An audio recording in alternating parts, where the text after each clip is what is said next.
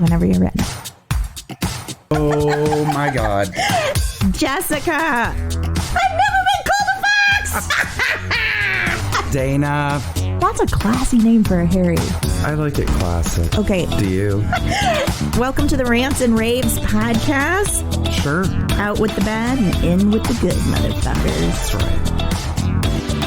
right. Jessica! Dana. How are you? I'm great. How are you? I'm good. How was your week? It was awesome. Yeah? Yes. I got to go. You've been here with me before. I went to Camp Improv Utopia in Cambria. Amazing. It's so fun. It is adult sleepaway camp for improvisers. It's fantastic. It's so cool. And so beautiful. The Central Coast. Yes. I mean, we do live in a very beautiful, beautiful state, but the Central Coast is something, I don't know, it's really something to behold. The landscape and like how the mountains actually meet the ocean and the amount of sunsets and the sunsets are insane. Animals everywhere, literally deer all over the place, tiny little cottontail bunnies, quail, foxes, birds, that like this gorgeous mountain bluebird that is there's a lot of in the area. It's not a blue jay. Yeah, they're jerks. Yeah, but it's an actual blue bird. It's so it was magical. Yeah, your pictures and stuff are beautiful. If you don't follow Jessica personally, she's at Just Be Young 1975. Oh. Yeah. I have that memorized. That's weird. See. Huh? At Dana Powell's with a S. Thank God we don't have to refer to each other by our at signs. Okay. We're headed that way, aren't we? Yeah. What was your favorite part? Oh my gosh. I mean, I don't know that there's one specific thing other than I'm someone who could literally just sit and stare at the ocean for hours. Mm-hmm. I don't need to talk. I don't need to bring a book. I don't have to be entertained. I'm very captivated by the sound and look of the ocean. So getting to sit outside, and always like people would always kind of clamor around the back of the main lodge because that's what overlooks the ocean. So I think my favorite part is just sitting and meeting new people that come out and you're from like, all hey. over the world, actually. Literally, we have Neil Curran from Ireland, who I had amazing talks with that I love. We had another guy come from Ireland for the first time this year. He was lovely. A lot of returning campers. Yeah, I mean, what's so cool is you develop relationships with people, because I go every year, I'm on the board, so I get to enjoy it every single year, right? And in a different way than the campers, but equally as so. You have the people that are return campers and that you love and build relationships with, but every single year you meet new people. And it's a nice balance because you want to see all your friends, but like for something to grow and for something to continue, you have to bring new life into it. That goes for anything, right? Any kind of business or thing in this world that we deal with. And it's a really nice progression to see how it's grown over the years. And What year is this? This was the 9th year. That's insane to me. Yeah. And I'll just talk about it very briefly, but like it's a nonprofit organization. We give money back to communities. Like we decide every year a theater in need that we are going to give money to. Like we gave it to the Detroit Improv Project, to a theater once in Utah that good friends run, Off the Cuff, amazing in Cedar City. Shout out to TJ and Wendy Penrod. Yay. It's fantastic because it's people who do outreach within their own communities. We have a scholarship that was set up. We've now very sadly lost 2 people to cancer within the last 3 years. It's heartbreaking. Yeah. So there is a scholarship set up in the name of one of the women that goes to a camper. We accept essays and people can write in why they're applying for the scholarship. And that pays for their camp trip? It pays for their camp trip. And it doesn't have to just be because they can't afford it, which for a lot of people, we can't afford things, right? Yeah, and that's a very frivolous thing in adult life to be like, I'm going to go to a camp for improv for 3 days, even though you get so much more out of it. Totally. Yeah. But I think that is another thing that makes it so special. There are people that they're like, this is not like negotiable for me. This is what I choose as my thing to do. A lot of these people are married and or have children or not, but their families know like every year for this weekend, they're going away to do this. And it's a beautiful thing because of we were just talking about this last week, the inclusiveness of it. There's no egos there. I mean, we wouldn't tolerate it, but it never even had to be said. You've got people of all different levels. You've got 20, 30 year veterans that have been teaching and touring touring the world teaching improv and comedy that may be coming to camp, or they're teaching there, a lot of them. You have people who literally just started doing improv in Tempe, Arizona last month. You know what I mean? It's such a great, diverse group of people, and everybody just takes everyone in. We have lots of different types, but that's also, we've talked about this many times, in the world of theater or anything with arts, you get so many different unique individuals, and it's a beautiful thing that at our camp, everyone is welcome and we're all gonna be cool to each other. There's no weird status thing or cliques or anything like that. And it's not always people who like improv is my life. No. It's people that just like... They're doing it for the love of it. Absolutely. Or just to learn it. Yes. Oddly enough, sorry to hijack your story, but this made me smile so hard. James Tierney was a student at the camp when I taught. He was there this year. And yes, and I know that because he posted on Facebook, I'm on a plane on my way to Camp Improv Utopia, and the man next to me is watching Dana Powell on Modern Family. Amazing. And I met her at Camp Improv Utopia. I love he it. did. And last year, I believe, he invited me to Penn State. He's a professor at Penn State, and he has started an improv, I believe it's called Sunshine Valley Improv or something like that. And he invited me to the university. I got to teach to the faculty improv and pedagogy, which was amazing. And it was like... Amazing is right. It was like heads of departments and like the dean's wife. And I mean, I said, when I started teaching, I said, I don't want to know anything about you guys and who you are or what you do until the class is over. Yeah. Because you guys are way smarter than me. And I will feel like, why am I up here talking to them?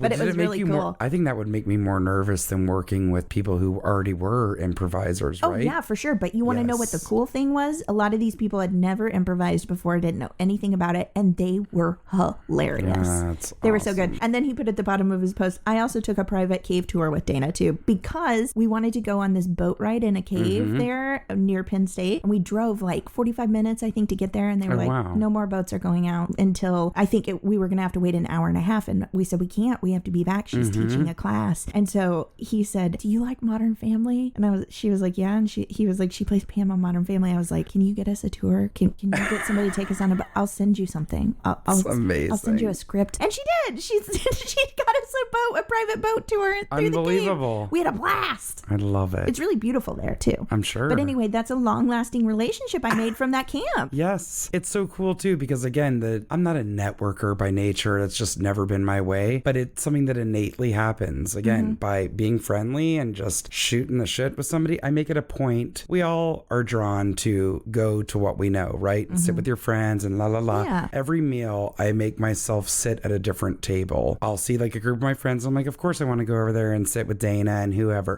But I'm like, no, I've never spoken to this guy, this girl. They're sitting there alone. I'm going to sit down and introduce myself. I love that. And that's, trust me, as outgoing as I am, I'm not the best with strangers. And it's because I'm actually so insecure to start a conversation with them. And then I just make myself do it and I love it. Well, you guys do an amazing job with it. It has grown exponentially. It's fantastic. And you're on the board. And last week we spoke a little bit about abreevs.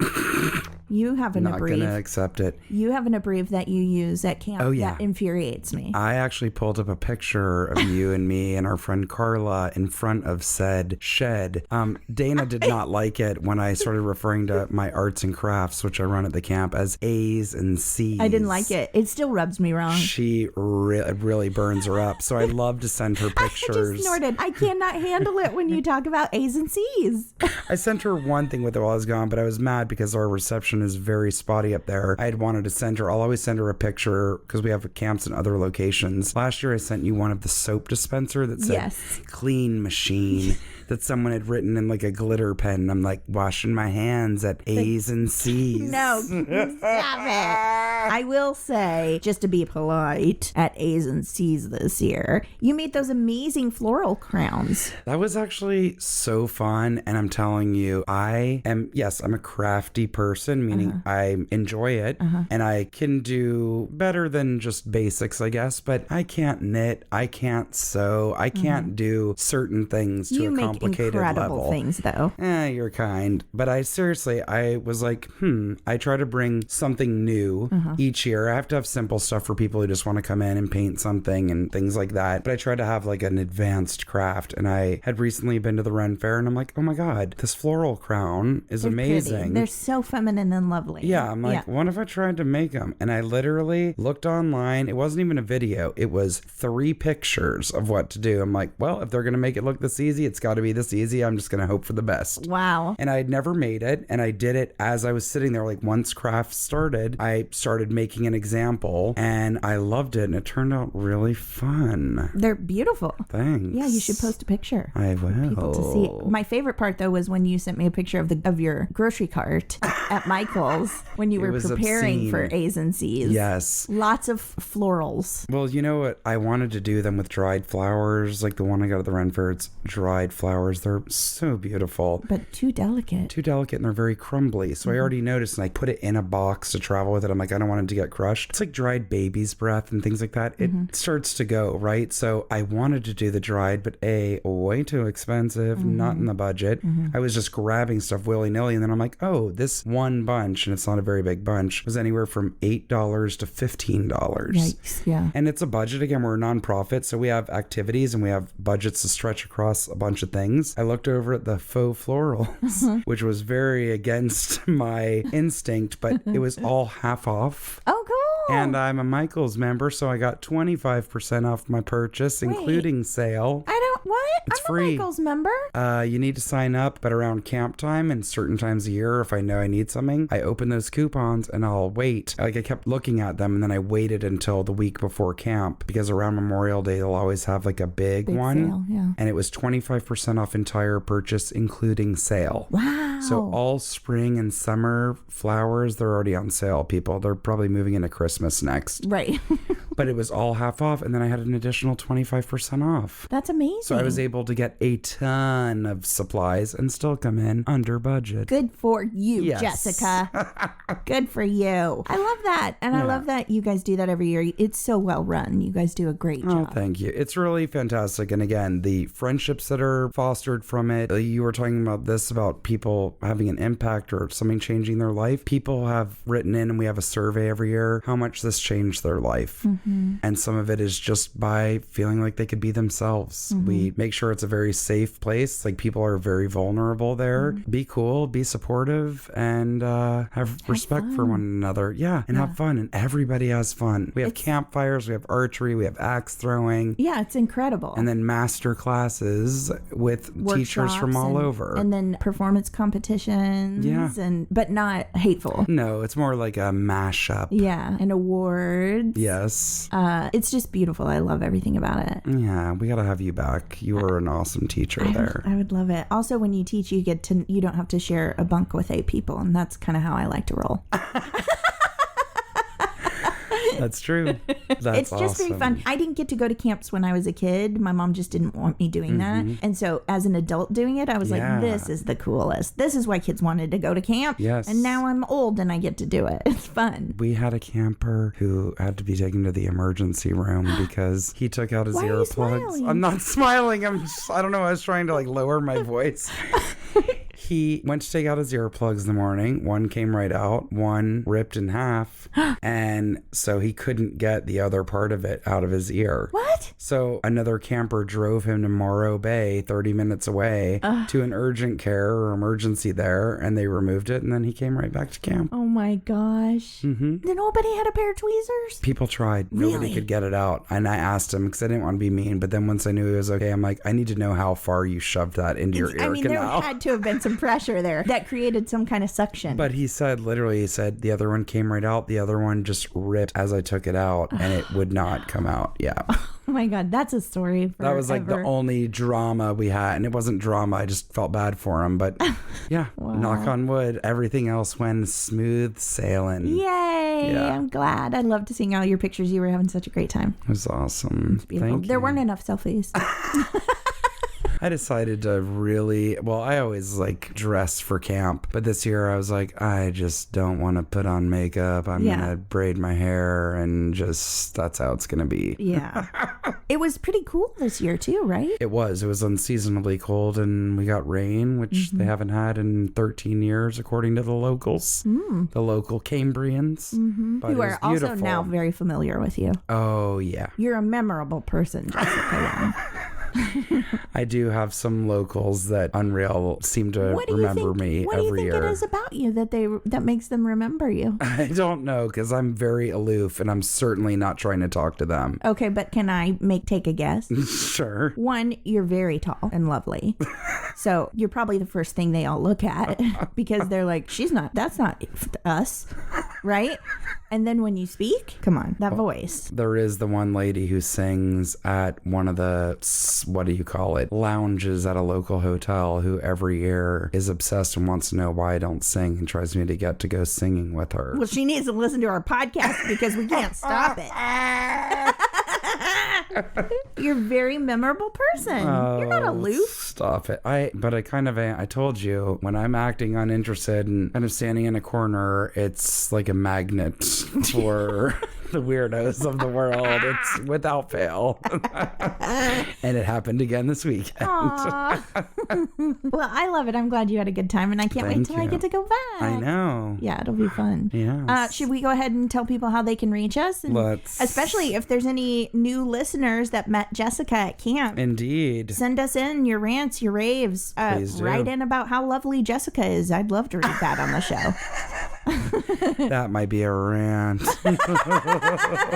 You can reach us a number of ways, and if you'd like a little daily dose of fun, please check us out on Instagram and Facebook at the Rants and Raves podcast. Yes, please do, because Jessica puts a lot of time and effort into those. I try to. Are they memes? Are we calling them memes? I mean, I don't know what else to call it. I don't know what you'd call them, but they're slices of our show. Yes. Yeah, and they're very funny and very well put together. I love it. Well, the one from last week that's just one quote from Dana about, if you got the feets enough, my husband has been repeating it and laughing out loud to himself for the last week. He's truly obsessed. He's like, I listened to it and it was funny, and then I read it and it just really started to register, and he's like, I can't stop laughing. You got the feets enough to go in that store. You got the feets enough to put that cart back. That's the truth, man. That's why it resonated, because it's truth. I love it. He was seriously so tickled by it. You have no idea. If you're on Twitter, become our 10th follower at Raves _the. Our website, therantsandravespodcast.com, and email therantsandravespodcast at Gmail. As always, please put in the word "the." It is case sensitive. You're so professional when you say that. I love it. Yeah, come on, guys. Rate, review, subscribe, tell your friends. I mean, basically tell anybody. Like, how many times do you talk to your clerk at the grocery store? They always want to chat because they get bored. Tell them to listen to our podcast. Your hairdresser. Your nail lady. I actually missed that. My old hairdresser, see, that's a perfect example of someone I would talk about a podcast or anything to. We always, when we'd see each other, trade back and forth. Yep. Yeah. What are you watching? What's new? What are you listening to? What are you watching? All that was music, movies, TV. I loved it. Yeah, I love So I love it when you guys spread the word. Should we just really jump into it? I want you to jump immediately into your rant. Because it's so dumb. So sometimes I bring rants that are from listeners. Sometimes I bring rants that are experiences I had during the week. I don't know why I wrote this down. And I even said to Jessica as we were going over the outline, because yes, we do try to prepare. It's not all insane craziness. I said, I don't know why I wrote this down or why it makes me so mad, but I need to rant about tomatoes. Well, I'd need to know why. I hate them. What? I hate tomatoes. And they say your taste buds change over so many years, every 7 years or something like that. My taste buds have always absolutely hated tomatoes. So you can't get down with a caprese sandwich? Oh, sure. I'll pick off the mozzarella. And just eat the mozzarella? Yes, ma'am. I can't. That tomato can go bugger off. No, and I bet you don't like the basil. I won't eat it straight up like a leaf. No. But also, you stupid tomato, don't you leave your nasty seeds gunk on my food. You get mad when it leaks? Yes. Or when I pull a tomato off of something because I was stupid and didn't ask for no tomatoes, and it leaves those seed slime packets. I can't. Seed slime packets. And why is part of you so soft and mushy and runny like snot, and then part of you is white and crunchy? And why is your... White and crunchy? Where are you buying your tomatoes, The center girl? of a tomato is white and crunchy, and it's unnecessary. That means someone picked it before it was ripe. I don't care what it means. I'm just saying I don't like it. And you know what else? Your skin's weird, tomato. Why is it so rubbery? Rubbery? Yes. It is not at all. It's a taut skin around a soft, delicate inside. Oh, do you now work for the Corporation of Tomatoes? Tomato Farmers of America. Not a sponsor. You know who's going to be the most upset about this revelation? What? My dad. No, is he disappointed in me? He likes tomatoes? My dad hates tomatoes. We both love tomatoes. My mom loves tomatoes, You like too. them sliced or cubed or cut or whatever? I like them anyway, any preparation, but my dad used to eat tomatoes like an apple when I was a kid. No. If it's on a taco, even if there's like a chalupa sauce on it, What? and I bite into a tomato, but it's not a crunch where you could feel it, I will taste that sharp yuck. It's a sharp taste and it's yuck. I want tomatoes literally on everything. Why? They're so refreshing. They don't have an overpowering taste. Yes, they do. I love them with eggs. What? I love, and this is the... Tell me how you put it with an egg. Just sliced up on the side like a Cracker Barrel What's would wrong even do with that. you? It's No, delicious. Cracker Barrel doesn't do that. My dad, you've never heard of anyone getting a plate like this at the Cracker Barrel. Most people are going to go for the chicken and dumplings, not Mark Young. I go for the green beans, but keep going. Sliced tomato, No. cottage cheese, and okra. What is that? That's his hellish plate. mix? I don't understand. It's really bad. My dad is the king of odd foods. Like, he will toast a bagel in the morning and then pull out random leftovers for the fridge. One of his favorites, cold baked beans with coleslaw on top. Oh, he on a bagel. I'm not. On a bagel. Now I will say He likes sardines No. with cream cheese and jelly. What kind of jelly? Are you not hearing the sardine part? Well, I put jelly on my breakfast sandwiches, and people think that's gross because I'm putting jelly on my eggs. No, see, I will tell you, I used to, as a kid, if I got an Egg McMuffin, I'd love to put strawberry jelly on the McMuffin. Have to. You know what you should never put on an Egg McMuffin? A GD tomato.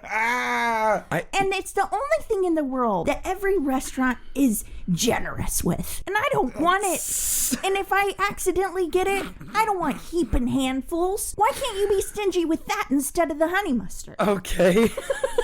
Your small 1 ounce cup portioned out. Do you know, when I go to Wendy's now, because my son really loves Wendy's, let me blame it on my child, I will order him chicken nuggets. He doesn't need a dip, but they say, what kind of sauce would you like? And I'm like, he wants honey mustard. He likes several. He likes it. And then I go up to the window and I go, can we have an extra honey mustard?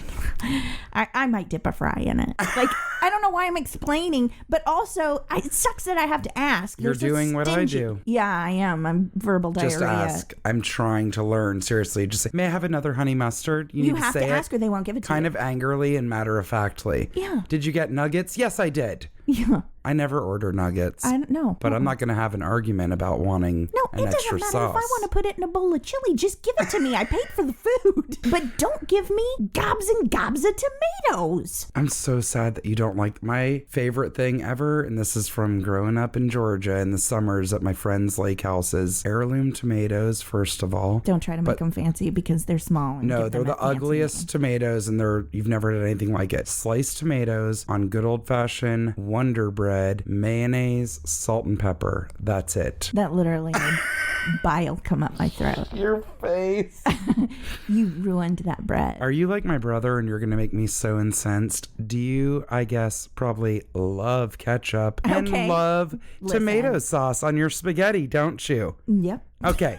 I had this argument with my brother nonstop. Know why. But you know why? Part of the reason is none of those slimy seed sacks in a ketchup. None of that rubber skin in a ketchup. No. None of that. None of that sharp taste in a sketty sauce. I am so... Did you notice I said sketty? Oh, yeah. I hate that. But I do realize I'm annoying about it. But we hate... Like, you will not eat a raw tomato in any form. No. I will straight up drive back to a restaurant 15 miles away and be like, I asked for no tomatoes. No no Greek salad. No. Oh, okay. No. All right. What else is made out of tomatoes? Ketchup. I mean, do you like fresh tomato soup? Not that Campbell's condensed crap. I mean, like, then no. Probably if we were gonna say the things that Dana liked, the word fresh is never in it.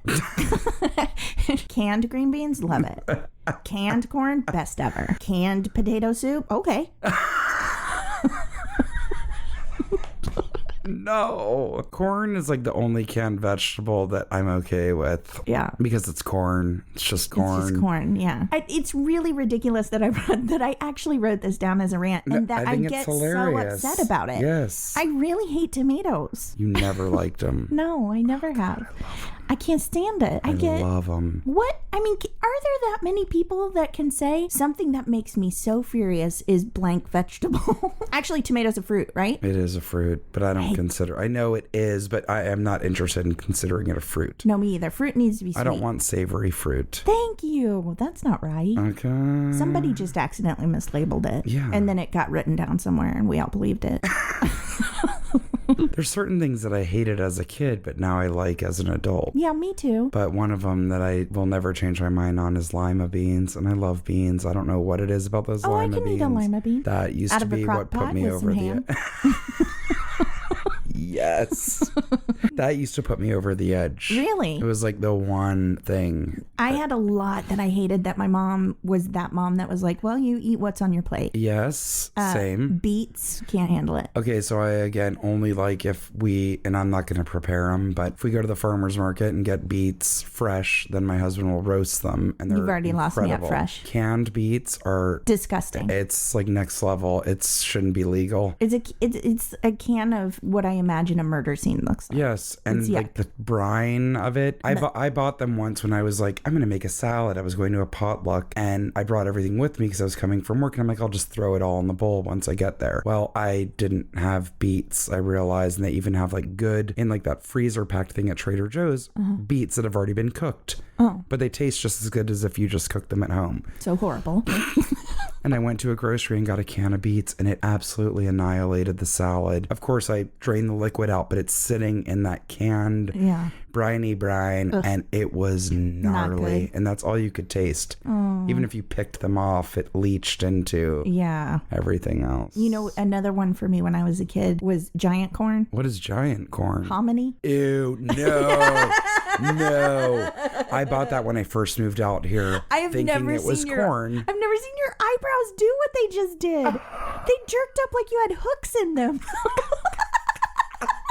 Because I bought that right when I moved to LA. I'm like, hominy. Just looks like bigger corn. Giant corn. It doesn't taste anything like corn. I do not like it. I don't know. What? Jessica. I think it's used in like menudo, like certain types the band? of... No.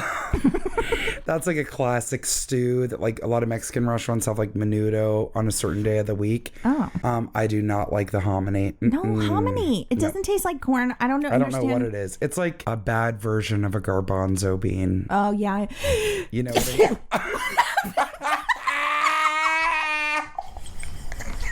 It literally just looked like a movie where I saw an apparition like enter Dana's body, cause her to violently sneeze with a hilarious look on her face, and then exit the body. Because it was slow motion for me. Because in my mind I was going, I'm spitting all over my notes. The look in your eyes. Oh my God. I shouldn't be allowed to be in public. It's so How good. Funny. I'm so glad we found a vegetable that really makes you mad. Yeah. I thought I was the only one. No, I hate it. Will you guys write in and tell us if there's a vegetable that makes you mad and why? Mm-hmm. It better not be mushrooms. Now that's something. Just kidding. I'm not bullying you. If it's mushrooms, let us know. I'll just be really sad about it. I'll be really sad I didn't like mushrooms when I was a kid, but I do as an adult. Love them. Also, just to touch back to your dad again, baked bean weird things. Mm-hmm. I love, to this day, baked beans, cottage cheese, and applesauce all mixed together. I just threw up in my mouth. No, it's good. Have you tried it? No, but my dad probably will after he hears this. It's delicious. It's a little smoky, a little cheese. A little, and then some sweet applesauce. No. Also, cottage cheese is one of those things where I have to have that on its own. Oh, really? Like on its own. You can't mix it? I would accept it on a plate with like a scoop of tuna and a scoop of egg salad. Yeah. A cottage cheese? Just like a diet plate. You know what I mean? How they used to have that on menus. That's so 80s. Ew, I'll take it. They would literally call it diet plate at a lot of restaurants or delis. That reminds me of when you told me Tender Greens calls their green beans sexy sides. Ugh. No. But seriously, it would be like literally 3 leaves of lettuce, 1 scoop of each. Cottage cheese, egg salad, tuna salad. No, that's not right. That's curdles. You don't put that with tuna. Oh my God. Is this the dumbest rant we've ever had? I think it's hilarious. But now I know I'll never bring you any of the fresh Israeli salad I make because half of it's tomatoes. You know what? Keep it at home. I would rather starve. All right, Jessica. So that we don't make our listeners entirely stupider for the day, what's your rant? This is a very quick one, and it's just something that I experienced this weekend. We all experience it over time. What it's like to talk with someone. I mean, hey, it goes for people that you know as well, but with a stranger that tries to make conversation, but then like kind of takes it too far, or it's like not getting the hint. It's like I was in the middle of a very serious conversation with someone this weekend, and a local yokel walked up and said, I'm just joining a totally random conversation. It's always the best way to introduce yourself. Her exact words, right? And she walked up very quick and very sure of herself. And I'm like, oh. So I turned to her. We had a lot of people at camp. I don't know everyone. So I said, oh, are you from camp? Because we were out at a local place in town. She goes, no. And I'm like, oh, okay. She's saying nothing. I'm from the mental hospital. She may as well have. Staring at us blankly. And I said, where are you from? She said, I'm a Harmonian. What's that mean? That's what I asked. I said, I'm sorry? She said, I'm from Harmony. And then the wheels turned. Harmony is the town, one of the little teeny towns that you drive through on the way to Cambria that has a population of 21. So she just started talking, and she just moved with her 9-month-old baby, and he loves the country. And lady, why are you here at a bar right now drinking and telling me this? Where's your baby? It was so weird. She must have needed like some adult time or something. I don't know. She was young, but it happened a lot. And like, look, so on the flip side, I'll tell you, a guy approached me. I couldn't believe it. I'm like, he's pulling my leg. This is a bit. I thought he was from camp because he knew a lot about improv and started asking questions. And I'm like, come on. I'm like, you're a camper. And he goes, what camp? And then couldn't believe that existed. That we had this improv camp. So anyways, I ended up talking to him for like a half an hour. He gave me his business card, and then he walked away, and everyone's like, ooh. And I'm like, what? They're like, and what is it like feeling getting hit on, married lady? I'm like, hit on? And again, I'm not an idiot, and I'm certainly not naive. Everyone insisted that the guy was hitting on me. Again, I'll take it. Sure. Okay. It was hilarious. And I thought the story was going to go like this. Everybody was like, ooh, what's it feel like to be hit on by the local stripper?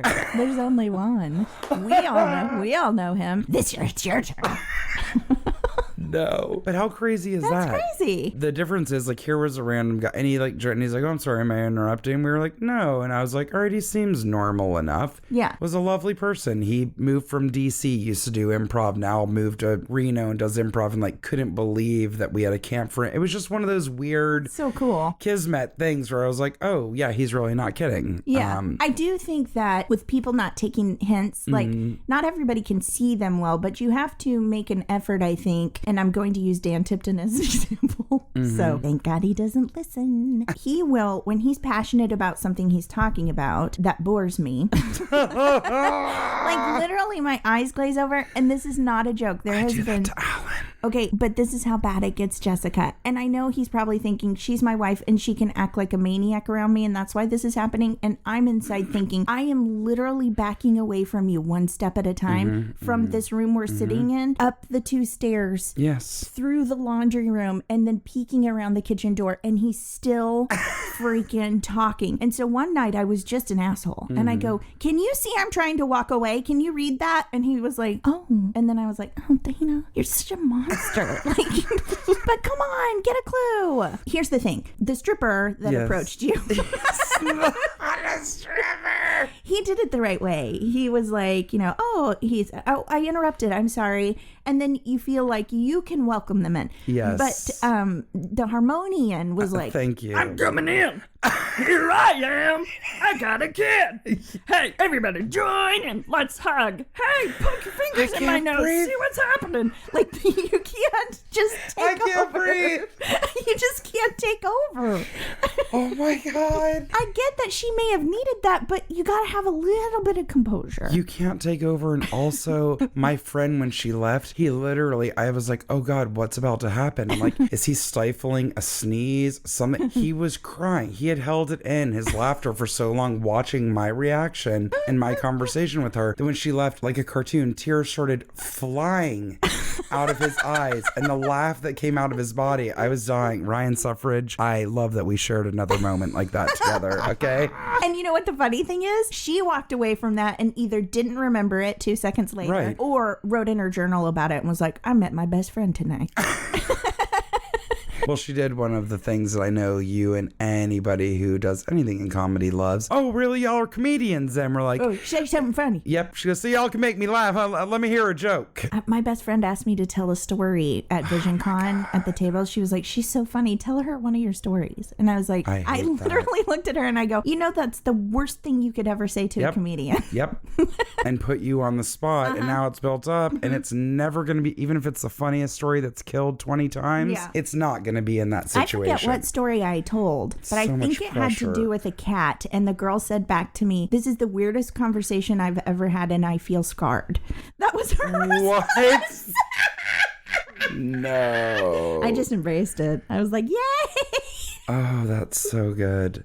I have a little accent corner that I'm throwing in here. I'm throwing everything for a loop. I might start carrying this with me. This is the, I meant to bring to show you, and I finally remembered it. The book my friend brought me back from her Jamaican honeymoon. Popular Jamaican phrases. Stop it. So maybe I'll have to start saying some of these when I'm approached by people. I'm looking at the cover and I don't know that I can pronounce. Can I try and say it? Sure. Okay, popular Jamaican phrases. LMH official dictionary of, by the way. Who's it by? I don't know. LMH Publishing.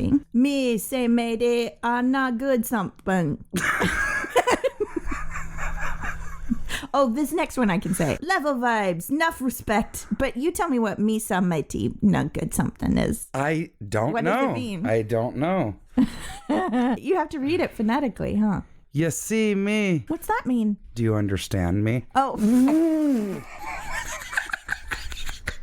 Say another one. Oh my God. I'm going to translate. Stinking toe. Oh man, that's a bummer in the tub. If someone offers you a stinking toe, don't be offended. They're really offering you a type of fruit. Wait, you said tub? I thought you said toe. No, toe. Toe. Here. Toe. Let's hear another. Okay. Oh, great. PP. I'm gonna guess it means the same thing in English. To urinate, usually used by the very young. It's the first one I saw, Jessica. So stupid. Pond a river. Pond a bank. What is that? A dance move that originated in Jamaica. There was also a popular hit song by the same name. Shut up. We have to find Pond a river, Pond a bank. We have to write it down. Pond a river, pond a bank. So river is body rolls and bank is a hard stop. So I feel like the dance is pond a river, body roll, pond a bank. Stop. Pond a river. Why aren't we recording this? Oh my God. Okay, I'm going to do one more. I thought this book was going to help us with our accents, and it's just making it worse. Oh no. Mount Massey. I don't Your eyes are so big, you're terrified. You're like, is this politically incorrect? Is this about assaulting a woman? Yeah. No, it means a woman who's constantly gossiping. Oh. Mount Massey. Ya bamba clot. Who? Who's a bomba clot? That's one of the things they say. You've already in memorized? the islands. I knew that before I got that book. Dip and fall back. That has to be a dance move too. No, it's a fondue made from coconut milk and saltfish Jamaican delicacy. This would be an amazing game. Food or dance move. And just yes. various things from the book. Yes. De your soul. De your soul? No, so. De ya so. I don't know. De ya so, man. Here. The code de ya so. The code is here. I can't. The code I don't even de know ya what so. that means. De Jessica de ya so. Jessica's here. Oh my God. I could play this for hours. It's unreal. We just lost 75 listeners. That is a treasure. Who gave that to you? Shout them out. Vanessa. Oh my God. It's out of control. She knew I would love it. It's like the perfect thing to bring me back. It's so good. You're still thumbing through it. Oh my God, because it's too much. I have to really practice on my pronunciations. I don't even know if I sounded Jamaican. And I kept wanting to say mate, but it's mon, right? Yeah, mon. Yeah, man. Yeah, mate is British. Just Irie. Everything's Irie. Who's Ree? That's when they're like happy. Oh, they say Irie? Oh, mon, me so Irie. No? I don't know what it sounds like. Not Jamaican. I am very famous for my accents. We both are. Well, that kind of takes us into corners. I was going to say a very special corner. It's very fitting.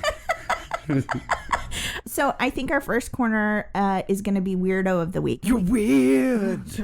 You're so very weird. Why must you leave your weirdness here? Stop.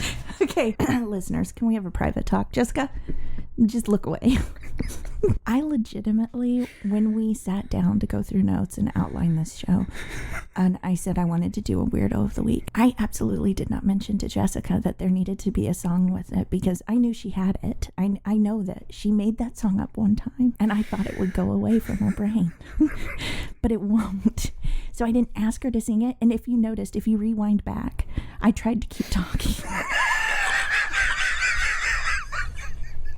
And she wouldn't stop. If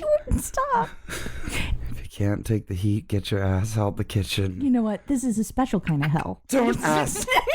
Don't ask for what you will not receive. What? With loving arms. You asked for it. I wrote it. I remembered it. You're going to get it every single I time. wrote it. Every time. I was riffing. I was just off the cuff. Oh my God. But why is it cemented in your brain? A lot of things are, trust me. Okay. Most of which I wish I could forget. You don't forget anything, not even stupid stuff. I only forget important stuff. That's what's unfortunate. Isn't that how we important, all are? timely stuff. Yeah. I can remember every word from every Salt and Pepper song, but don't quiz me on history. No. Please. My dates are awful. Don't ask me the capital of Mississippi. I can't tell you right now. Jackson. Well, you're from there. That's not fair. What's the capital of Alabama? Montgomery. Okay, it's still Southern. What's the capital of Washington? Washington State. Spokane. I don't like playing games with you. Do you know all 50 states in alphabetical order?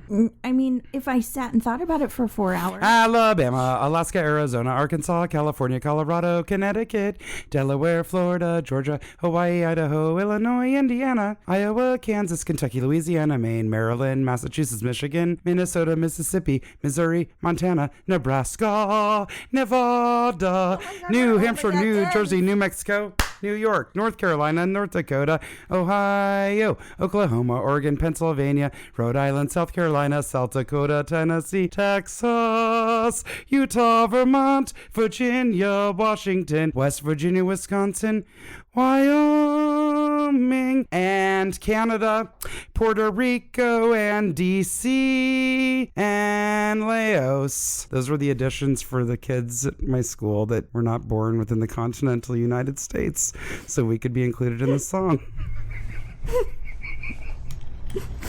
Whew, I'm back, guys. Thanks, Jessica. I really had to get my dishes done. You're embarrassed of yourself. You're wiping No, your eyes. I'm not embarrassed. I can't believe that I have some girls that listen in Atlanta that are going to cry and sing along when they hear this. How we remember that from learning that from when we were in 7th grade. And whenever we see each other at a reunion, we bust into it like a fucking barbershop quartet. Wait, Jessica. Remember how we had this full discussion about how people don't know how to take a hint?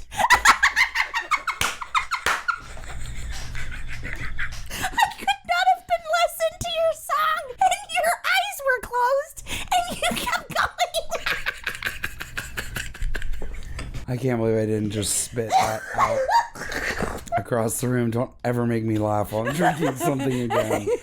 We literally just talked for 20 minutes about how people are unaware in conversation. It was your rant. Oh my God.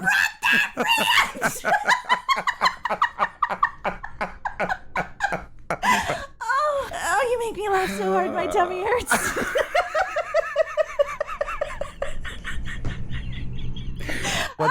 What's the capital of Missouri? Jefferson City. Oh, see, I did not know that.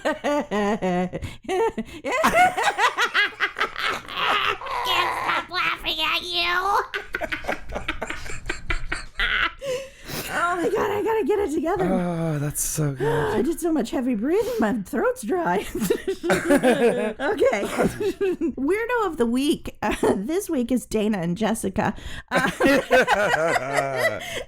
Okay, so I asked you about this, and I think most people have, at this point, heard about it. Mm-hmm. There was a viral story that went around. It went viral. It was very, very well known about the lunch lady in, it's a small town, New Hampshire, Canaan, New Hampshire, who was fired, right? I'm just going to read the article. This article, I believe this is from the Mercury News. I'm not familiar with I just Googled it. So whenever I say I got this story from, don't think like, oh, that's where Dana's leanings lie. I usually, I don't know. But I'm just going to read it and then we can talk about it. Remember the lunch lady fired for giving a boy a free meal? His mother now says she lied. This is by Orion Donovan Smith. Oh, actually, the article was from the Washington Post. It was just reposted on Mercury News. It's been a whirlwind week in Canaan, New Hampshire, with television cameras descending on the town of fewer than 4,000 after news of a cafeteria worker being fired for giving a student free meals garnered national media attention. Bonnie Kimball, we don't have to keep her anonymous, she's in the news, claimed that she had lost her job when a supervisor caught her giving food worth $8, which also you and I said, what was he eating for $8 at school?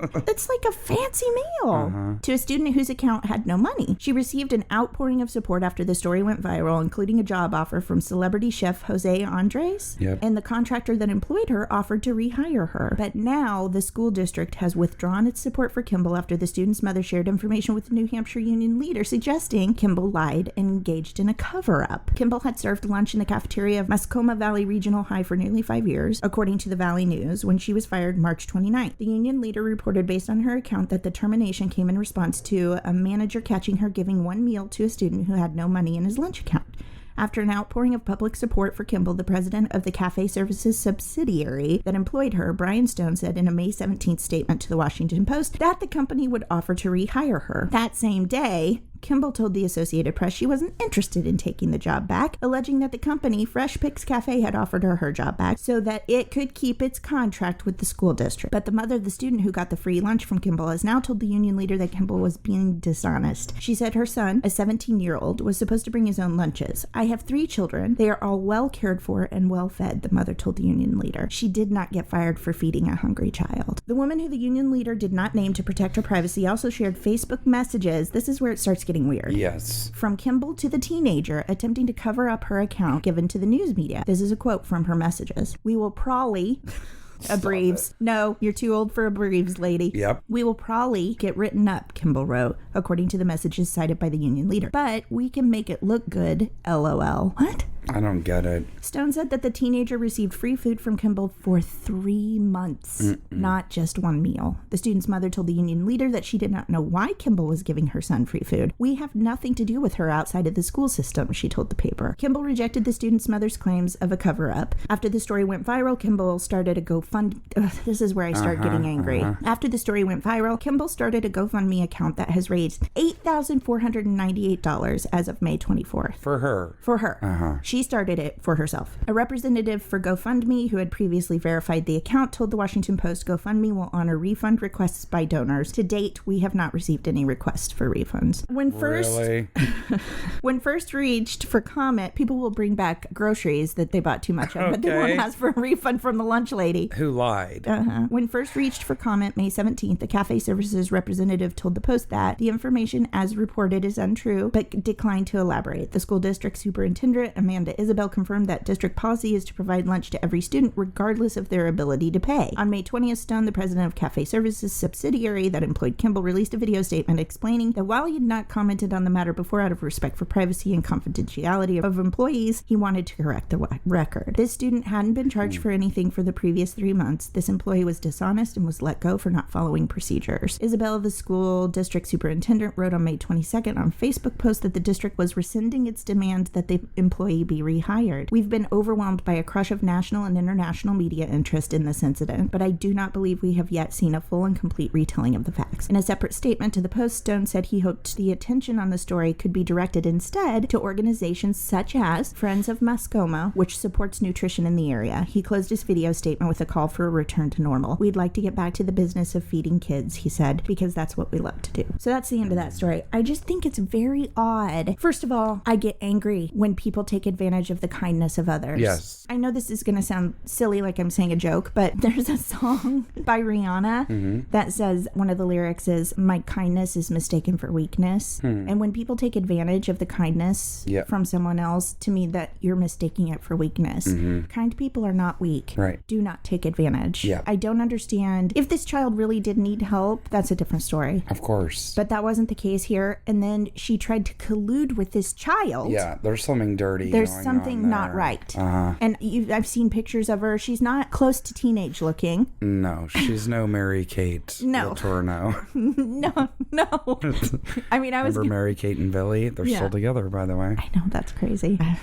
Anyway, shame on her. I guess this is a not only a weirdo of the week, but a shame on you corner. Well, and you and I talked about this with this story in particular. I am outraged, that she had a GoFundMe when I see people constantly doing that, usually for a family member that is very ill. Very ill. Or friends start it and be like, or this like is to my cover friend. funeral costs of someone. People who need it. Who really, really need it. So you are diminishing the validity of that and people who need it. But I'm equally as angry that the fact that someone like Jose Andres, who is such an incredible philanthropist, he's a world famous chef, but he was flying jets filled with food to cook for people in Puerto Rico after the devastation there. And you said out of his own pocket, right? Yes. Yeah. He did that with Guy Fieri and someone else, and they couldn't be more opposite if they tried. But it was the two of them and a third chef that were cooking for not only the firemen, but all of the people that were evacuated when we had the horrific wildfires in California last year. The man is incredible. He is so generous and philanthropic. And so to know that he was the one who reached out to offer her a job and for this woman to be a complete charlatan makes me want to burn the place down. Not too long. I want to say like last year, there was, I think I mentioned this to you, there was a video that went viral of a young married couple that picked up a homeless man and he told his story and they started a GoFundMe and they raised thousands and thousands and thousands of dollars. And then video came out later that they had shared with their friends because they're stupid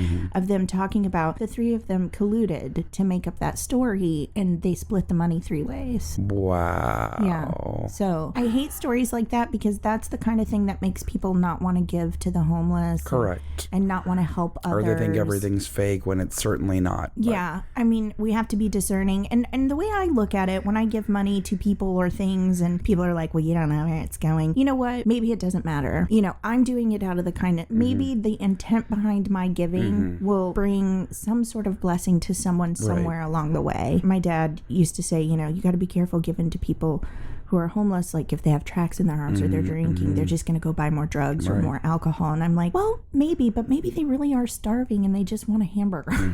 You know what I mean? It's kind of not my business. If I'm giving from the kindness of my heart for fun and for free, then it's kind of not my business what they do with the money in some ways. Maybe that's an odd way to look at it, but this kind of stuff really, it really kind of sparks a flame in my angry tubes. Like, totally. People wanted to be kind to you and speak up for you and advocate for you. Right. And you were a criminal. Yes. Yeah. Shame on you, corner. Shame on you, corner. Yes. Yes, that's shame on you, corner. Shame on you. It's a lot more shame than it is weird. You brought a weirdo of the week, though. Oh my God. Right? Yes, this is just fun and funny. Okay, and good. It's not a shame on you, corner. No, it's not a shame on you. This is a true weirdo of the week. So, the weirdo of the week is brought to you. You're already laughing. I can't. Okay. Resident baffled when intruder cleans home, takes nothing. That's insane. This happened this past week. Somebody's mom broke into their house. I mean, I can't. May we all be so lucky. A Massachusetts man said he arrived at his family's home to find someone had broken in and given the residents a deep cleaning without stealing anything. They didn't take anything from the house? Nothing. Okay, keep going. Nate Roman, 44, said he returned to his Marlboro home last week with his 5-year-old son, and the boy was the first to notice the back door was open. It was terrifying to know someone was in your house. The homeowner said he was shocked to go inside and discover nothing had been taken, but instead, the house had been cleaned. Oh, dear God. I hope that burglar comes to my house. You could smell the cleaning chemicals, he told WBZ TV. I could tell something was wrong, so I started looking around my house, and I found that my bathrooms had been cleaned. What? Roman said every room had been cleaned except for the kitchen. Wait, okay. Why didn't they do Marlboro the kitchen? police said they are taking the investigation seriously, but they currently have no leads or suspects. This is a real story, and then here's the best part. Roman said a clue left behind. Oh. Toilet paper folded into origami roses. Roses? Led him to suspect a professional cleaning service had visited the wrong address. No, you have to you don't break into a house when you're a professional cleaning service. Somebody... I'm going to read you the last line of this. It was really the roses that really got me thinking that some professional cleaner had accidentally stumbled into my house. No, sir. If I was going to judge the quality of a toilet paper rose, I would call this high quality. That's his takeaway. Yes! Also, sir, I need to give you the definition of stumble, because you don't stumble through a locked back kitchen door. They made toilet paper roses. I gotta be honest, I've never seen a toilet paper rose, and I'm very sad about that. I mean... I've only seen a triangle fold at the end of a roll. Oh, yes. But not a rose. And why do they feel the need to put the sticker on it? Yeah. So you know it's sealed with perfection. Yeah. That's amazing. It's so good. I wonder, why they did. Do you think they ran out of time and that's why they didn't do the kitchen? I don't know. Or maybe they just hate doing dishes. Yeah. And also, it's so weird. How dirty was that man's house that someone needed to find the kindness to burglar clean? It's seriously the most bizarre thing ever. It is. It has to be someone they know, right? It has to be either someone he knows or someone he knows hired them. But how do you convince someone to break into a house? It's also weird, though, because if it was someone you knew, I hope they wouldn't have left your door wide open, right? Yeah, maybe close the door, nice cleaning elves. I mean, if you go into my house, you can leave that door right on open after cleaning like that. Oh my God. That is definitely a weird thing. And it's funny because you know the police do have to say they're taking it seriously, but you know they're at the station going, what does he care? They must be guffawing at it. What does he care? Somebody cleaned his toilets and left him toilet paper roses. So good. It's amazing. If anyone ever wants to do that for me, feel free. I need a declutterer. That's what I need. They actually have a business just called Clutter. I mean, there's tons of people that also do it privately. No, totally. But Clutter also has a truck and they will move the big objects out and all that stuff. Oh, like from your backyard and stuff? Yeah. Oh, that's nice. It's probably expensive. I don't know how much it is. It's way more expensive than a free cleaning burglar coming in. That's true. I need to have Clutter take away some stuff that I couldn't get anyone to take away. Not the thrift council that picks up, not the veterans, all that. Yes. I have a giant old armoire, but it's missing a bottom drawer and nobody will take it because of that. Oh. I'm like, but somebody could make a drawer. See, I'm That's the what person, I always say. If you put that out on your curb, I'm the person that would make Dan Tipton go pick it up, and I would say for 6 years, no, I'm going to refurbish it. Yes. Until I finally had to find someone to come get it from me. Yes. Exactly. I really just want it gone, but I don't want to pay someone to take something that's going to get Dan, trashed. Actually, we had some old Tyco play sets in the back that we needed taken away because they had been passed down to a couple of families, so it was just time, And he called a service and they came and picked it up and it's free, but it's through the trash company. Oh. Have you tried that? No, but I will do that for my armoire missing a drawer. And we have a lady here in the neighborhood who's very prideful about, she's like, you know how when people set stuff out on the curb when they're moving or cleaning out and everything and how it's gone so quick? I was like, yeah, people really use that stuff. She goes, no, Dana, I call and have it hauled away. She's like, when I'm walking the dog, when I see things, I note down the address and then I just call for them. They don't know, but I'm doing it for them. It is actually amazing too if you just put on Craigslist free and a picture of what I did that with an old jank as hell refrigerator that was barely working. It was gone in 15 minutes. Yeah, people use that stuff for parts and things. It was gone in 15 minutes. Wow. That's pretty amazing. Yep. I pick things off the side of the road. That coffee table in the other room. Something like that, I'm fine, especially when it's wood, like a chair, a piece of furniture, a shelf, something like that. Yeah, why not? You know what makes my skin bubble though? I never understand this. What? When people put couches or mattresses that are filthy and they say free, don't you ever sit in a skin flake soppy street couch. No. Never. Nope. You don't know what's in there. No. There's probably 15 years of skin flakes in that. And all kinds of stuff. Yeah, that I will not. That's unacceptable. And also mattresses have to be destroyed. They will not. That is something. Used mattresses cannot be accepted at any place. No. It doesn't matter. Not at a homeless shelter. Nowhere. Because of the risk of lice, bed bugs, anything. Yeah, it's yucky. So it's really, really yucky. Call the DWP. In There's also services. I know there are here in LA, and I believe there are in Missouri. I'm sure most places have them. If you have a couch you need to get rid of, they'll come pick up your couches. And then here in LA, some really amazing artist will start making street sculptures out of them, and it's incredible. Yeah. Couch project. Yes, I love it. All right, so I guess that brings us to our raves. Yes. I think I'm starting raves today. I'm really excited about this one. I say that every time. So I just saw this week. It's been posted a bunch of different places. I happen to have it here in front of me from HuffPost, from Huffington Post, and it's by Priscilla Frank. 3D versions of masterpieces bring art to the visually impaired.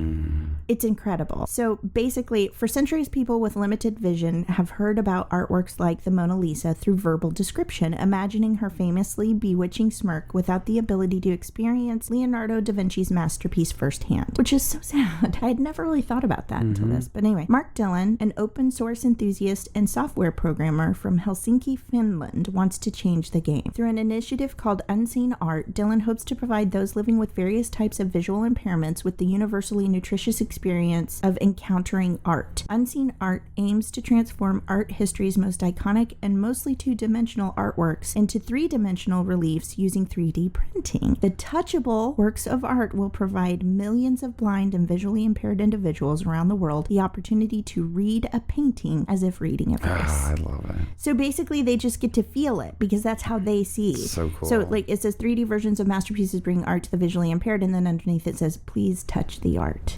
Isn't that so cool? Yes. It's so amazing that somebody thought of that because I'm such a dodo. It never crossed my mind that someone with a visual impairment has never seen even a picture of the Mona Lisa or Starry, Starry Night. Or anything possibly if they were born blind. Yes. You know? So being able to create these 3D formations of that. So cool. I mean, come on. I think that's magical. It is magical. Yeah. That's my little rave this week. I know it's simple, but it's simple in that it was a short story, but man, powerful for the people that get to experience that for the first time. Totally. I love it. And I told you, I was amazed when I was staying at a hotel a couple of months ago and there was a convention for the blind. It was actually, they were there for technology for blind people, but people came from all over the country. But I noticed in my hotel a lot of people that had a walking cane, right? And that were blind. And I've always been absolutely mesmerized by someone that is blind and how they get around. It's crazy. It's incredible. It's absolutely awe-inspiring to me. Always will be. Yeah. So what a neat thing for them to be able to experience. Yeah, it's so incredible. What a way to help the visually impaired. You know, our friend Josh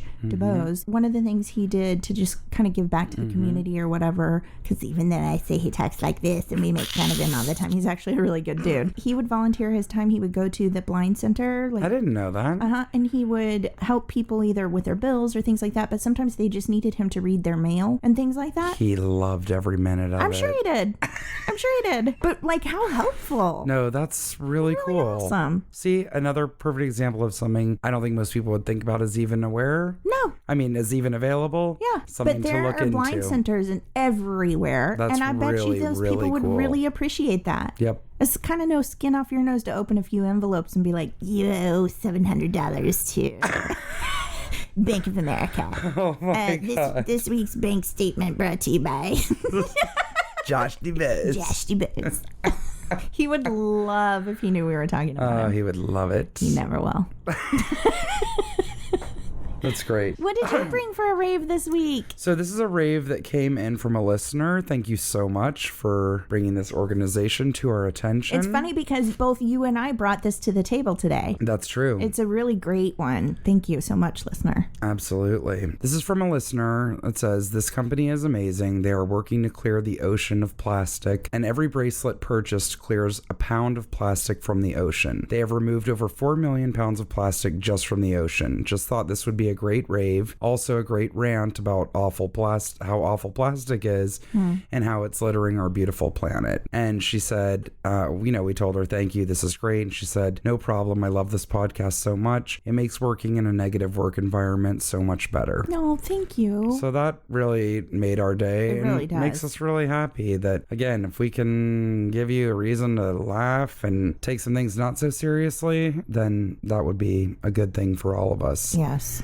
So this company is called 4, the number 4 Ocean. And it started when Alex and Andrew took a surf trip to Bali, Indonesia that would inevitably change their lives and the fate of the ocean. Devastated by the amount of plastic in the ocean, they set out to find out why no one was doing anything about it. One afternoon, they came across an old fishing village where fishermen were literally pushing their boat through piles of plastic that had washed up on shore. The two surfers realized that the proliferation of plastic threatened both the ocean, environment, and the fishermen's livelihood. Could the fishermen use their nets, they wondered, to pull the plastic? The idea stuck with the two surfers, and they knew it was time to hit the drawing board. After realizing that the demand for seafood was driving the fishermen to focus on fish instead of plastic, they knew they had to create something that could fund the desired cleanup efforts. This is how the 4 Ocean bracelet was born. Made with recycled materials, every bracelet purchased funds the removal of 1 pound of trash from the ocean and coastlines. In less than 2 years, 4 Ocean has removed 4,516,212. The number just changed as I was looking at this. Wait, are you serious? It just changed, like live. Pounds of trash from the ocean and coastlines. Whoa. 4 Ocean currently operates out of multiple countries and employs over 150 people worldwide. That's amazing. Okay. It's so cool. Have you guys ever seen those pictures that sometimes people post? They're kind of medical things where they're like, this is what 1 pound of fat looks like. Yes. Okay, that's the same thing.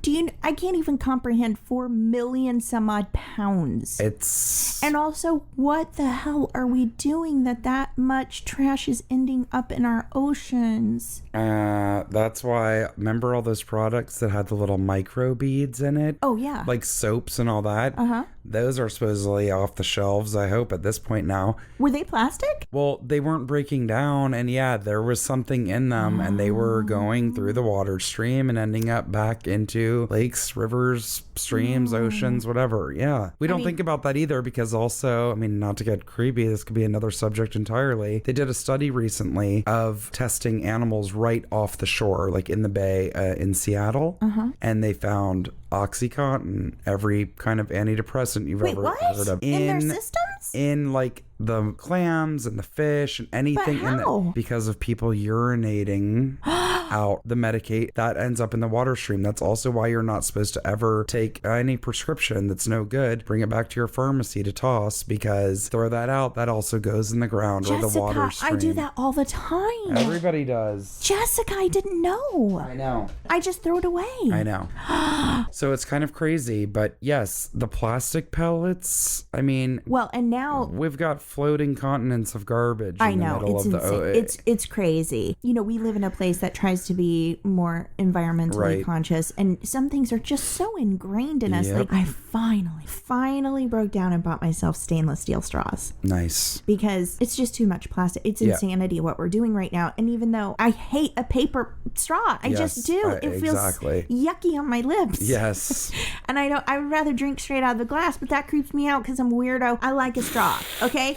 So I finally did. I bought my stainless steel, and you can buy glass ones. My friend Candace has glass ones. And then also we've shouted her out before about her podcast, Molly Hockey, who is the host of Spurncast, and we just love her to death. If you don't follow her personally, she's at Molly Hockey, I think, or at Molly Hockey Photos or something. Anyway, yesterday, I don't know if you noticed, she had posted on Instagram stories. There were like probably 15 or 20 stories, but it was her being silly at the beginning. But then she started posting about ways to reduce waste in your life. So posting about not using storage, plastic wrap, different chemicals that are bad.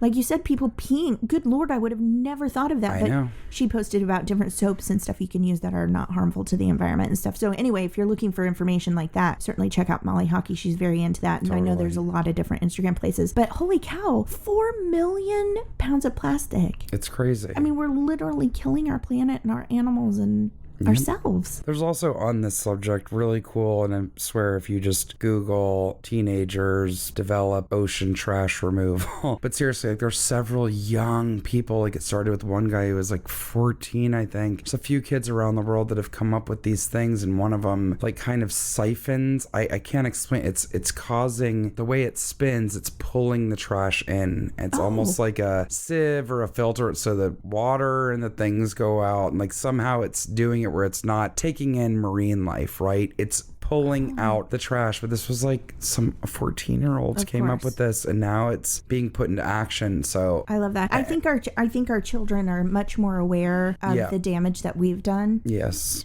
It's really interesting because I find when I'm talking to older people, they're very annoyed by the fact that they have to ask for a straw, or that a straw is not available, or that they have to pay for a plastic bag because they want us to try and use reusable bags for our groceries. You know, things like that. And I read this article yesterday. I know we're going long. I'm sorry, Jessica. I said that last week. I can't shut up. But anyway, I read this story, and I'm actually going to bring it for a rave at some point, about this elderly gentleman. Apparently there is a ton of elderly gentlemen, you know, the nuclear waste problem. The elderly gentlemen have volunteered to go clean up in the radioactivity because they said, we've lived our lives and we don't want our youth to be exposed to this, and we are destroying their planet. They're not going to have anywhere to live.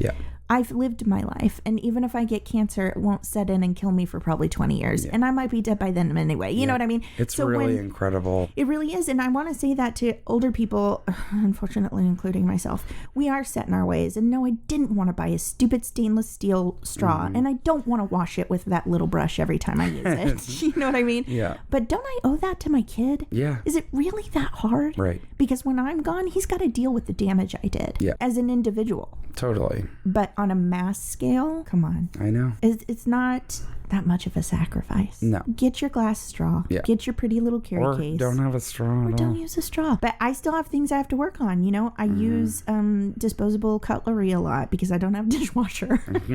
You know, there are shortcuts that I take that I need to become more aware that I am harming. I'm harming rather than helping. Yeah. So I get on a certain family member about that. Do you want to say his name? I'm not going to.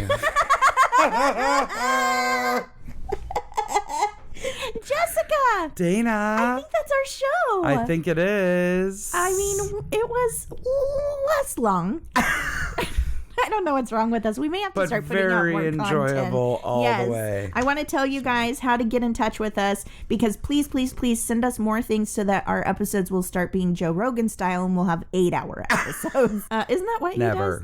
I don't know. His podcast, it's the most popular podcast, like across the board anywhere ever. And I believe they go for 8 hours. I don't need to be plugging him. Oh, I'm not plugging him. No, but I'm trying to, if it's who I'm thinking I'm sure it is. It's a controversial show. Okay, yeah. Anyway, we're not going to have 8-hour episodes, but we might have to have like the bonus episode where Dana can't shut up once a week. My God. Stop Anyway, it. contact us at Instagram and Facebook at the Rants and Raves podcast. You can hit us up on Twitter at Raves_the 10 followers. Our website is therantsandravespodcast.com. We have a contact button there if you want to reach us that way. And you can also just old school hit us up on email. therantsandravespodcast@gmail.com. Indeed. I'm going to leave everyone with a point to ponder. It's a very important one, especially if you're of a certain generation. Help our environment.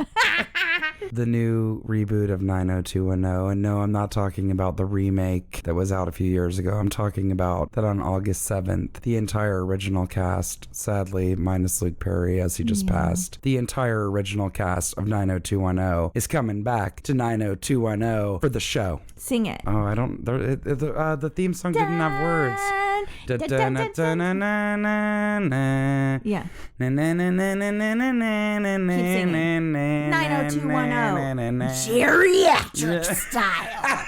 That's it, people. We're out. Think about it this week. Ponder it. Talk it over with your friends. Dun, dun, dun, dun, dun, dun. Bye. Bye.